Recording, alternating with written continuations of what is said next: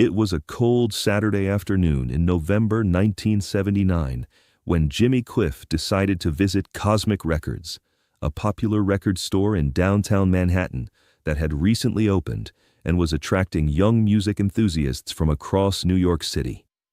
He had heard that the store specialized in alternative and underground music, and he was curious to see what kinds of artists were influencing the younger generation of music lovers who were discovering new sounds and cultural movements that might align with consciousness-raising principles. Jimmy was dressed in his usual humble manner, simple jeans, a brown leather jacket, and a wool cap covering his distinctive dreadlocks. He wanted to browse quietly without drawing attention to himself, hoping to understand what music was resonating with American youth and perhaps discover some new artists whose consciousness-raising messages might align with his own spiritual and social justice missions that had guided his career. The store was crowded with teenagers and college students, most of them white and affluent-looking, wearing the fashionable punk and new wave styles that were becoming popular in urban areas. The atmosphere was loud and energetic, with customers discussing bands, arguing about musical authenticity, and displaying the kind of passionate musical opinions that characterized dedicated music enthusiasts who took their cultural knowledge very seriously and often competitively. Behind the counter stood three young men in their early 20s who clearly considered themselves the arbiters of musical taste and cultural relevance for their generation.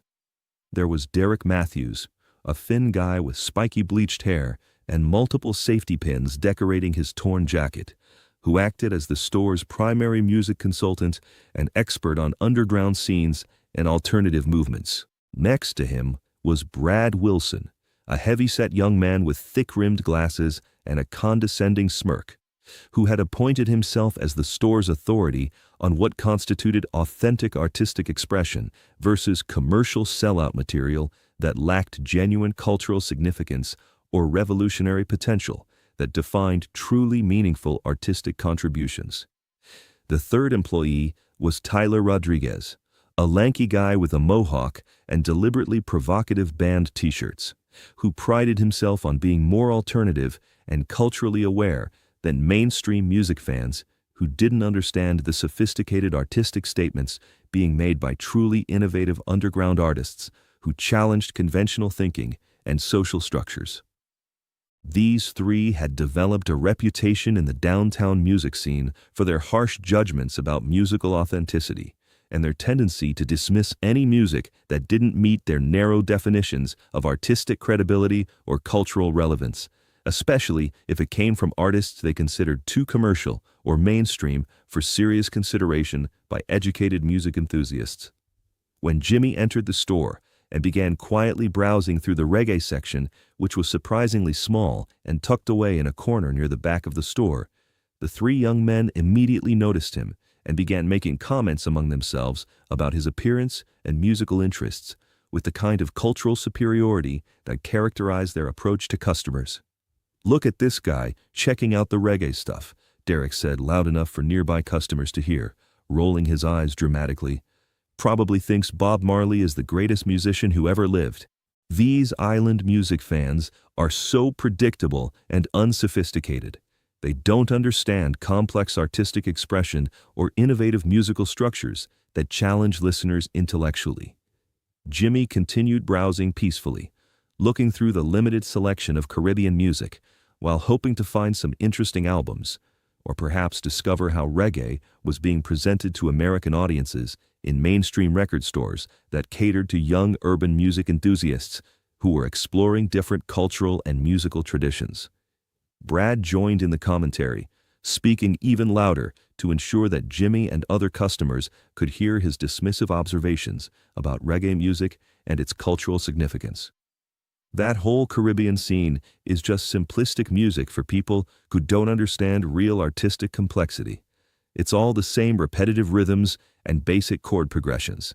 No intellectual depth or innovative musical arrangements." Jimmy tried to ignore the comments and focus on his browsing, but the three employees were becoming increasingly vocal in their criticism of reggae music. seemingly using his presence as an opportunity to demonstrate their superior musical knowledge and cultural sophistication to other customers who were listening to their commentary and watching the interaction unfold. Tyler decided to escalate the situation by walking over to where Jimmy was standing and addressing him directly with obvious condescension and cultural superiority that reflected his belief that he understood music better than this older customer who was browsing what he considered inferior musical genres. "Hey man, you're not going to find anything worth buying in that section," Tyler announced with exaggerated helpfulness.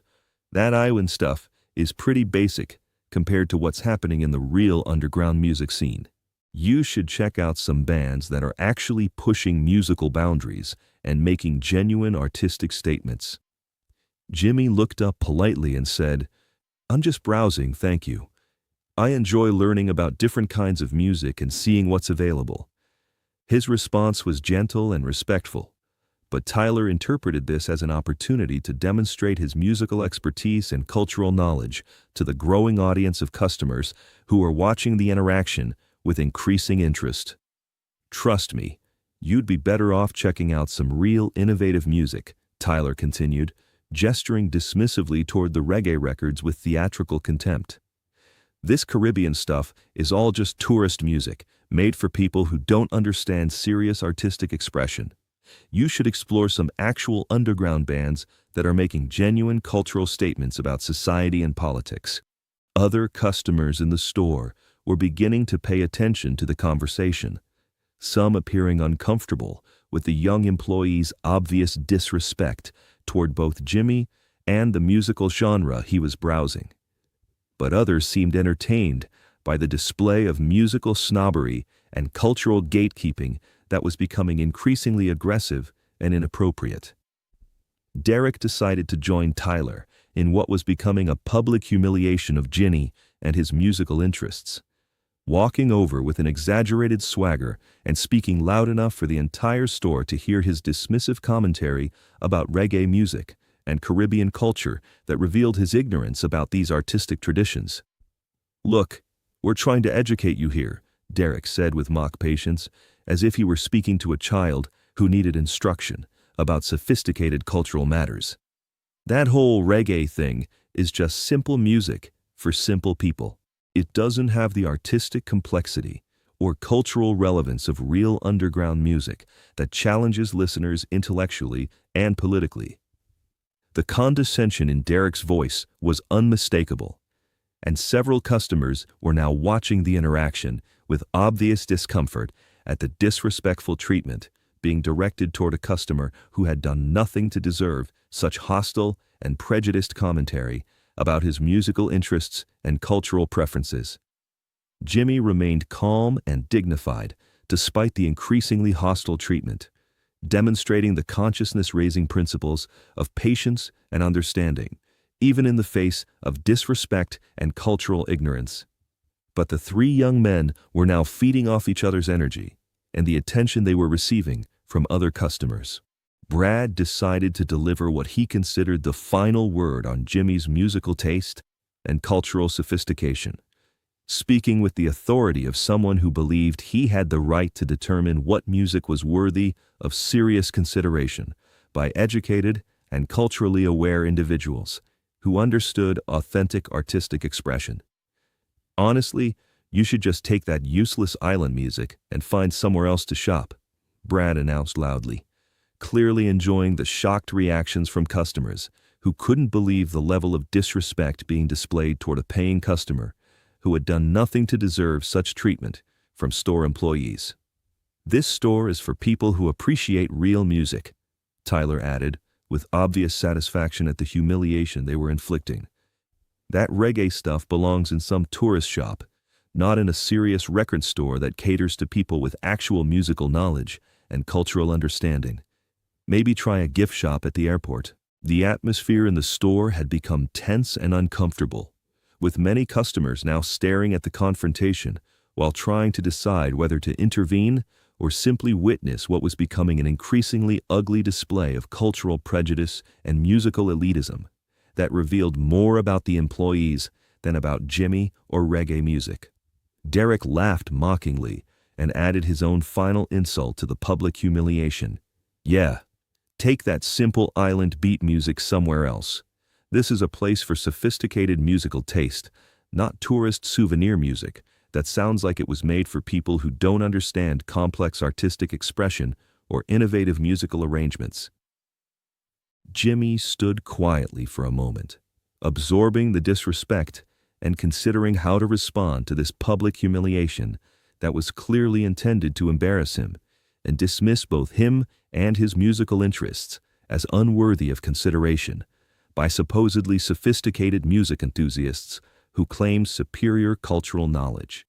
But before Jimmy could decide how to respond to this inappropriate treatment, something unexpected happened that would transform the entire situation and teach everyone in the store a lesson about respect, assumptions, and the danger of judging people based on appearance or musical preferences rather than actual knowledge or achievements. The front door of the store opened, and in walked Sandra Williams, a well-known music journalist for Rolling Stone magazine, accompanied by two friends who were also industry professionals.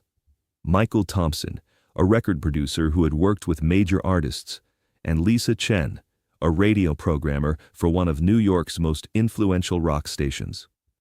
Sandra had heard about Cosmic Records and wanted to check it out for a potential article about the emerging record store culture in Manhattan.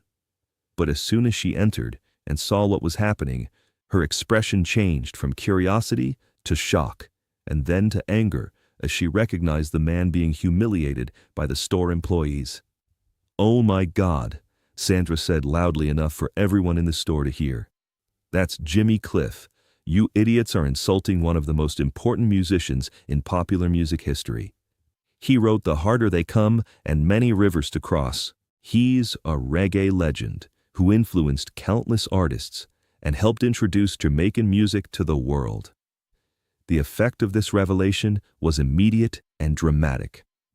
The three young employees, who had been so confident in their musical superiority, suddenly looked confused and frightened as they realized they had been publicly humiliating someone whose musical achievements far exceeded their own knowledge, and whose cultural contributions had shaped the very music scene they claimed to understand. Derek's face went pale as he understood that he had just dismissed as simple music the work of an artist whose songs had been covered by major rock and folk artists, and whose film, The Harder They Come, had become a cult classic that influenced musicians across multiple genres. Brad's condescending smirk disappeared as he realized that his confident declarations about musical authenticity and cultural relevance had just been exposed as ignorant prejudice by someone who actually knew what she was talking about and had the professional credibility to make such judgments. Tyler's mohawk seemed to deflate as he grasped that his attempts to educate Jimmy about real music had been directed at someone whose musical knowledge and experience made his own expertise look like amateur posturing and cultural pretension. Michael stepped forward and addressed the three employees directly, his voice carrying the authority of someone who had worked with major artists and understood the music industry from a professional perspective that these young record store clerks clearly lacked. "Jimmy Cliff is in the Rock and Roll Hall of Fame," Michael announced to the stunned store. "His music has been sampled by hip-hop artists, covered by rock bands, and celebrated by musicians around the world.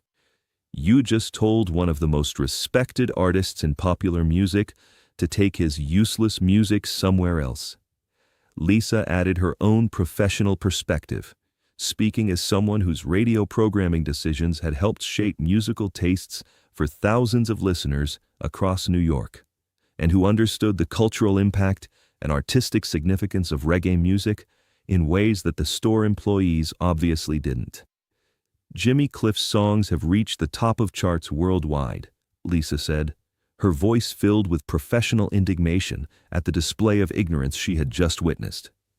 "He's influenced everyone from Eric Clapton to The Clash. You guys have no idea what you're talking about, and you just embarrassed yourselves in front of someone whose musical contributions are legendary." The other customers in the store were now staring in complete amazement at the reversal taking place. Watching as the three employees who had been so confident in their musical authority were being revealed as ignorant posers who had made fools of themselves while attempting to humiliate a genuine musical legend. Jimmy remained characteristically gracious throughout this vindication, showing no satisfaction at seeing his tormentors embarrassed, and instead demonstrating the consciousness-raising principles of forgiveness and understanding that had always characterized his approach to human relationships, even in difficult situations. "It's all right," Jimmy said gently, addressing the three young men who were now clearly mortified by their behavior. "We all make mistakes when we let our assumptions guide our actions instead of our hearts. Music should bring people together, not divide them based on prejudice or ignorance about different cultures and artistic traditions." Sandra turned to the three employees and delivered a final lesson about the music industry and cultural respect that would stay with them for the rest of their careers, speaking with the authority of someone who had interviewed major artists and understood the true scope of musical influence and artistic achievement.